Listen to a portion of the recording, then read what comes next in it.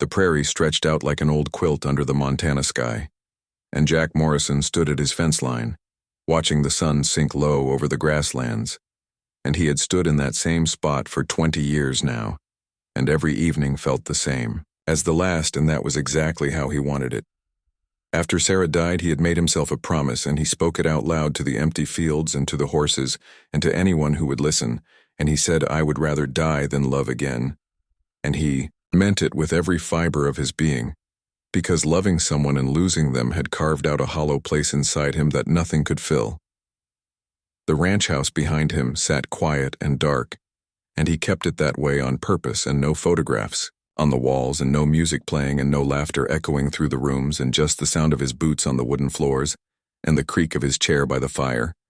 And that was enough, and that had to be enough.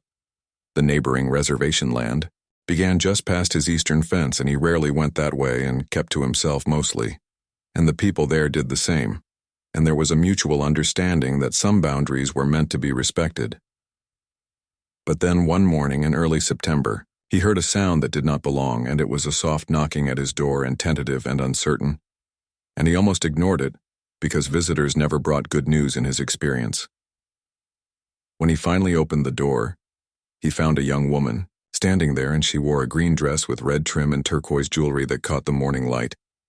And she was beautiful in a quiet way, and she did not speak, and just stood there looking at him with dark eyes that seemed to carry their own stories. Behind her stood an older man with long gray hair and weathered skin, and feathers tied into his hair, and he stepped forward and said, "My name is Chief Running Bear, and this is my daughter Morning Sky, and we need your help." Jack felt his jaw tighten, and he was about to say no, because he always said no, but something stopped him, and maybe it was the way the girl looked at him with no fear and no judgment, and just a simple human need. The chief explained that there had been a fire on the reservation, and Jack could see the smoke still rising in the distance, and several families had lost their homes, and they needed temporary shelter and water and supplies, and he was asking the neighboring ranchers for help. Jack stood there wrestling with himself, and every instinct told him to close the door and to protect the walls he had built around his heart. But he looked at Morning Sky again, and she still had not spoken, and he wondered what her story was, and why she remained silent. Against his better judgment, he heard himself say, "You can use the old bunkhouse, and there is a well nearby, and I will bring some supplies." The chief nodded with dignity and said, "We are grateful, and we will not intrude on your solitude more than necessary," and he seemed to understand without being told that Jack was a man who preferred his loneliness. That afternoon, Jack watched as several families set up temporary shelter around his bunkhouse, and children ran between the buildings, and women cooked over open fires, and men worked to repair what could be salvaged, and it was more life than his ranch had seen in 2 decades. Morning Sky worked alongside her people, and he noticed she communicated through gestures and expressions, and the others seemed to understand her perfectly, and she carried water and helped with the children and organized supplies with quiet efficiency. Jack kept his distance, but he made sure they had what they needed, and he brought over dried goods from his pantry and blankets from his storage shed and tools for repairs, and he would leave these things and walk away before anyone could thank him. But Morning Sky had a way of catching him, and she would approach silently and touch his arm and press her hand to her heart in gratitude, and then return to her work. And these small encounters began to unsettle something inside him. One evening, he found her sitting by his fence watching the sunset, and she turned when she heard his footsteps and patted the ground beside her in invitation, and he almost walked away. But instead he found himself sitting down, and they watched the sky turn orange and purple together in silence. It was the most peaceful he had felt in years, and there was no pressure to speak and no awkward conversation, and just 2 people sharing the same moment, and he realized how much he had missed simple human presence.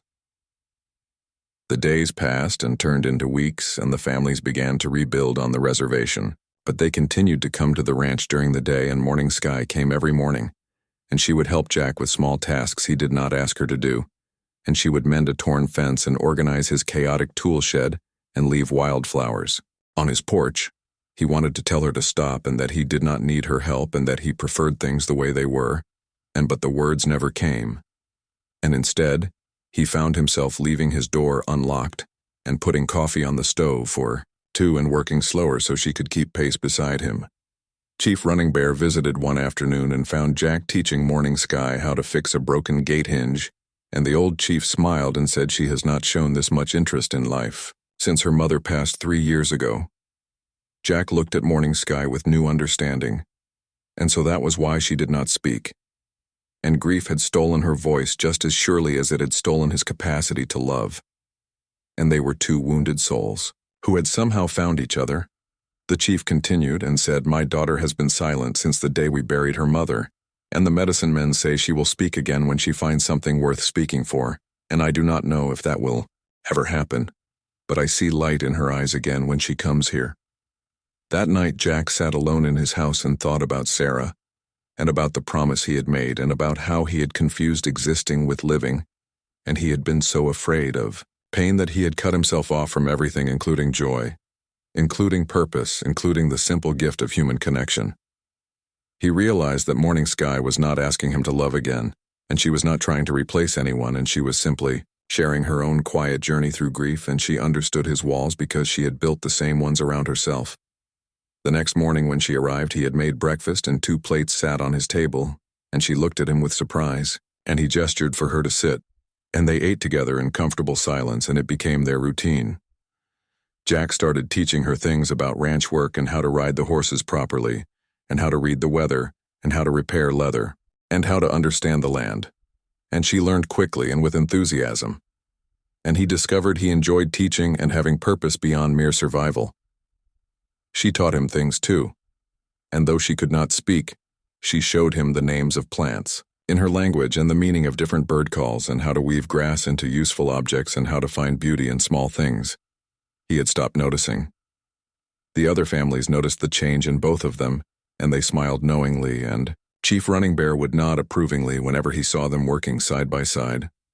One October afternoon, a storm rolled in fast and fierce, and Morning Sky was on the far side of the property, and Jack rode out to find her, and she was trying to calm a spooked horse, and he helped her. And together they led the animal to shelter.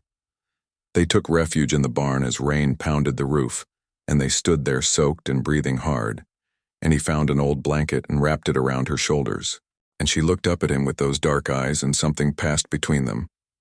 He wanted to step back and to retreat into his fortress of solitude, but he found he did not have the strength anymore.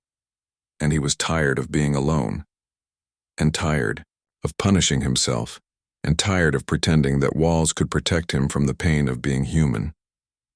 Morning Sky reached up and touched his face gently, and her fingers traced the lines that grief had carved there, and he closed his eyes and felt tears he had not allowed himself to cry for 20 years. They stood like that as the storm raged outside, and 2 people who had lost everything, finding something new, and not a replacement for what was lost, but something different and equally valuable. When the storm passed, they walked back to the house, and he made tea, and they sat by the fire, and he told her about Sarah, and about their life together, and about the accident that took her, and about the guilt he carried for surviving. Morning Sky listened with complete attention, and when he finished, she took his hand and held it, and he understood that she was telling him he was not alone anymore, and that grief did not have to mean isolation. Over the following weeks, Jack felt something shift inside him, and the hollow place was still there, and it would always be there, but it was no longer consuming him, and he could breathe around it now, and he could see past it. He started maintaining the house again, and he put up a photograph of Sarah in the living room, and he could look at it now without drowning. And Morning Sky would stand beside him sometimes and pay her respects to a woman she never knew. The families on the reservation completed their rebuilding, and they held a celebration, and they invited Jack, and he went, and it was the first social gathering he had attended in 2 decades, and Morning Sky stayed close to him and helped him navigate the unfamiliar territory of community. Chief Running Bear stood before the gathering and spoke of resilience and gratitude and the importance of neighbors, and he thanked Jack publicly, and the rancher felt uncomfortable with the attention, but also strangely honored as winter approached the visits.